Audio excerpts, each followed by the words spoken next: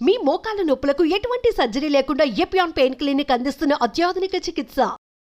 So ఇప్పుడు మరి పిల్లలు పుట్టేటప్పుడే చాలా తక్కువ వెయిట్‌తో కొంతమంది పిల్లలు పుడుతూ ఉంటారు. సో 2.5 కన్నా కొంచెం తక్కువ పుట్టారు. మీరు అన్నట్టుగా ఇంతకుముందు ఎర్లీగా ముందే పుట్టేశారు. సో 7వ నెలలో ఎప్పుడో.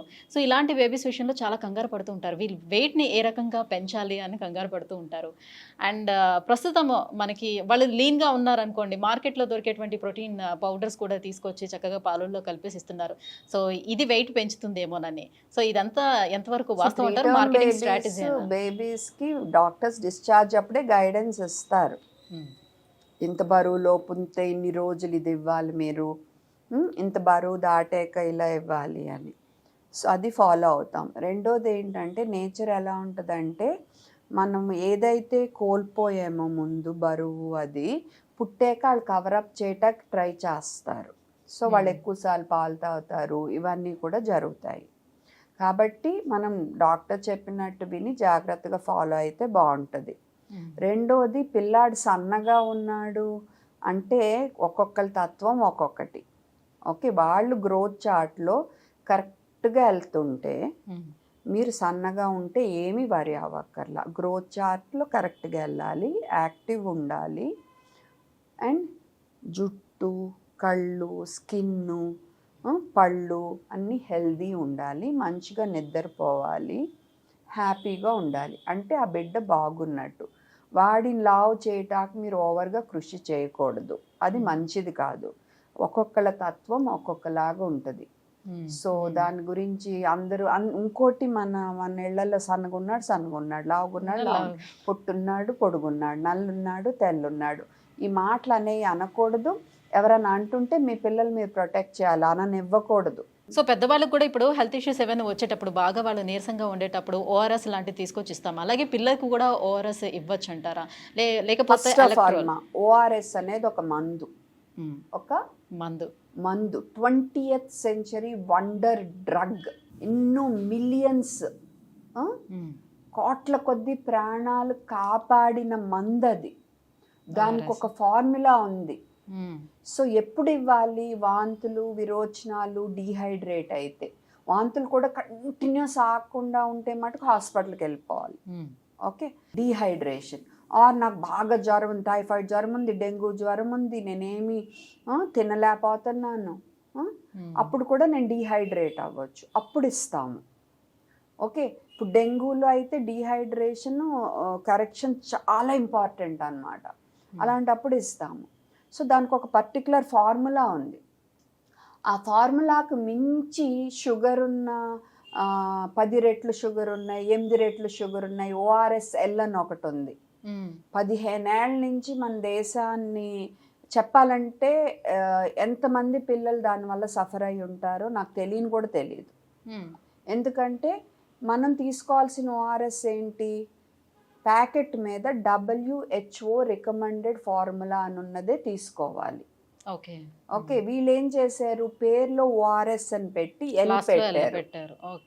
తర్వాత నెమ్మదిగా వేరే కంపెనీలు కూడా వీళ్ళని చూసి వీళ్ళ మార్కెట్ బాగుందని rebalance with ORS. Okay, ORS fit, Glucon-D active ORS. So మీరు ఫార్మసీస్కి వెళ్ళిన హాస్పిటల్స్లోను డాక్టర్స్కి చాలా మందికి తెలియక మరి తెలిసిస్తున్నారు, ఇస్తున్నారు. టూ మచ్ కాస్ట్ కూడా మళ్ళీ టూ మచ్ కాస్ట్. మీరైతే డీహైడ్రేషన్ కరెక్షన్కి మీరు అవి తాగాల్సింది ఏమవుతుంది? మీ డీహైడ్రేషన్ ఇంకా ఎక్కువ అవుతుంది అవి తాగితే. ఎందుకంటే మోషన్స్ పెరిగిపోతాయి. మోషన్స్ పెరిగిపోతాయి. షుగర్ జబ్బు ఉన్నాళ్ళు అది తాగితే డీహైడ్రేషన్ ఈ లెవెల్లో పెరిగిపోతుంది. షుగర్ జబ్బు తీసుకుంటూ ఉంటారు దీనికోసం. మోసం, ఇది క్రిమినల్ అన్నమాట. ఇది మోసం కంటే మోసం, ఆ పేరే మోసం. అండ్ దీని గురించి నేను పబ్లిక్ ఇంట్రెస్ట్ లిటిగేషన్ ఫైల్ చేసిన పరిస్థితి.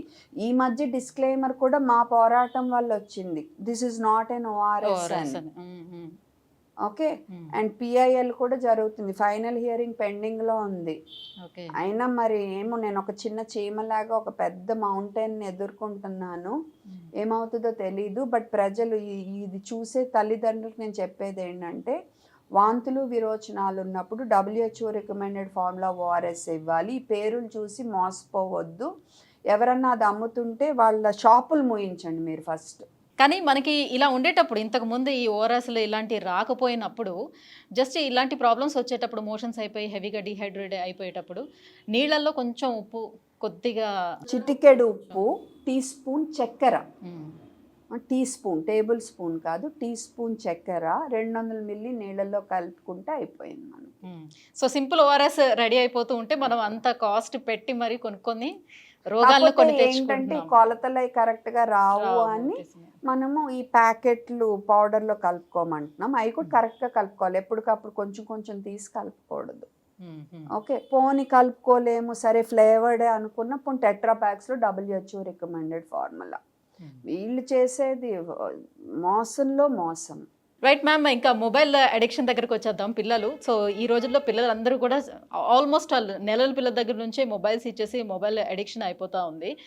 సో పిల్లలు తినాలి అన్నా కూడా వాళ్ళకి మొబైల్ ఇచ్చి తినబెడుతున్నారు పేరెంట్స్ ఇప్పుడు. సో ఇది అడిక్షన్ నుంచి బయటికి రావాలంటే ఏం చేయాలని చాలామంది పేరెంట్స్ అడుగుతూ ఉంటారు. ఫస్ట్ అడిక్ట్ అవ్వకుండా చూసుకోండి. కొంచెం ఓపిక్గా. ఇప్పుడు నాకు ఎవరన్నా ట్యూబ్ పెట్టేసి నేను అలా టీవీ చూస్తూ ఉంటే ఇలాగ ఫుడ్ వేసేస్తే ఎలా ఉంటుంది? ఆ ఫుడ్ టేస్ట్ కామ్గా తినేస్తున్నారు కదా, ఫుడ్ టేస్ట్ కామ్గా. నాకు తెలుస్తుందా? ఆ ఫుడ్ నేను ఆస్వాదిస్తానా? లేదు కదా. అలాగే బిడ్డలు కూడా మీరు ఏదో ఒకటి చూపించి తినిపిస్తే మీ డ్యూటీ అయిపోయింది అంతే. వాళ్ళని మంచిగా ఏం పెంచట్లా మీరు, మీ డ్యూటీ అయిపోయింది అంతే. ఆ ఫుడ్ని వాళ్ళు ఆస్వాదించాలి. కడుపు నిండగానే అమ్మ నా కడుపు నిండిందని చెప్పగలగాలి. పెద్ద అయ్యాక కూడా కడుపు నిండితే తింటం ఆపేయగలగాలి కదా. అది ఫస్ట్ నుంచి మనం నేర్పించుకోవాలి. ఈ టీవీలు చూపించి ఐప్యాడ్లు చూపించి తినిపించేది కూడా ఫోర్స్ ఫీడింగ్ కిందే లెక్క. ఎప్పుడు మిమ్మల్ని మీ బిడ్డ పొజిషన్లో పెట్టుకుని చూస్తే మీకు అర్థమవుతుంది మీరు చేసేది కరెక్టో కాదో. ఇంక ఎడిక్ట్ అయిపోయారనుకో మనకు రోజు సడన్గా టెన్షన్ వచ్చేస్తుంది. అయ్యో వీళ్ళు ఎడిక్ట్ అయిపోయారు అని. అప్పుడు ఏం చేస్తాము? సడన్గా వెళ్ళి లాగేసుకుంటాము.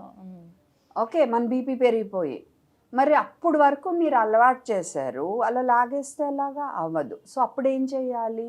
ఒకసారి మీరు అడిక్షన్ అలవాటు అయినప్పుడు నెమ్మదిగా వాడిని కొంచెం వాడితో వెళ్ళటం, పాపతో బయటకు వెళ్ళటం, నెమ్మదిగా వాళ్ళతో ఏదో ఒక గేమ్ ఆడటం. మీరు కూడా వెళ్ళి ఇంట్లో కూడా నెమ్మదిగా బోర్డ్ గేమ్స్, క్యారమ్స్ ఇలాంటి మీరు ఫ్యామిలీ టైం ఆడటం మొదలు పెట్టడం. అండ్ ఆ ఫ్యామిలీ టైంలో మీరు కూడా ఫోన్స్ దూరంగా పెట్టడం. నాకు తప్పలే ఈ ఫోన్ దగ్గరికి పెట్టుకోవటం, ఎందుకంటే అన్న ఎమర్జెన్సీ కాల్ వస్తుందేమో అని. బట్ అలా కాకుండా ఉన్నప్పుడు చెప్తున్నాను నేను. సో మీరు ఇలా టైం అని పెట్టుకున్నప్పుడు, సో ఇలా మీరు స్లోగా మార్పులు తెచ్చుకోవటం. అండ్ ప్రోగ్రామ్స్ కూడా అందరూ కలిసి చూసే ప్రోగ్రామ్ ఏదన్నా పెట్టుకోవటం, ఒక వీకెండో ఏదో అలా టైం కొంచెం స్పెండ్ చేసేటట్టు ఉండాలి. అండ్ బయటకు తీసుకెళ్ళి వాళ్ళతో పాటు మీరు ఆడటం నెమ్మదిగా మొదలు పెట్టి.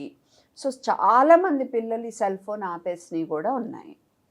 సో మనం కొంచెం ఎఫర్ట్ పెట్టాలి. మనం చేసింది మనమే మళ్ళీ మార్చాలి.